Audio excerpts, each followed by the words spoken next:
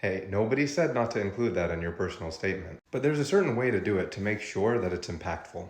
The mistake that I see all too often is that people will start in early childhood and they'll focus in on the emotion. So in your case, it might be that they would start off with how scary it was and the fear and the anxiety, and they would have a whole paragraph about that. And then maybe they'd go into the second paragraph and still be talking about how hard it was and all of the unique challenges and yada yada yada. And in all of that, they wouldn't have started to talk at all about why they grew, how they grew, what lessons they were learning, the insights they were developing.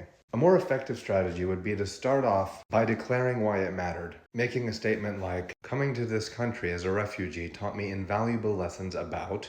If you start off with something like that, then you're telling the reviewer that they're about to learn valuable things about you. Then, when you go on to tell the story, you're telling it in a way that shows the reviewer how you learn things from it. And remember, the reviewer isn't reading this just out of interest. They're trying to figure out, what are your values, what are your skills? Who are you as a candidate? How do you resonate with their school and their mission? What is your motivation for becoming a doctor? So we want to make sure that we're not telling the story like it's an autobiography. Rather, we're telling the story in a way that lets the reader understand how it informs those questions, the questions that they're coming to your personal statement to answer for themselves. If you download my free personal statement writing bundle, the second of the two documents will talk in a bit more detail about specifically how to achieve an effective tone. And that's sort of what we're talking about here.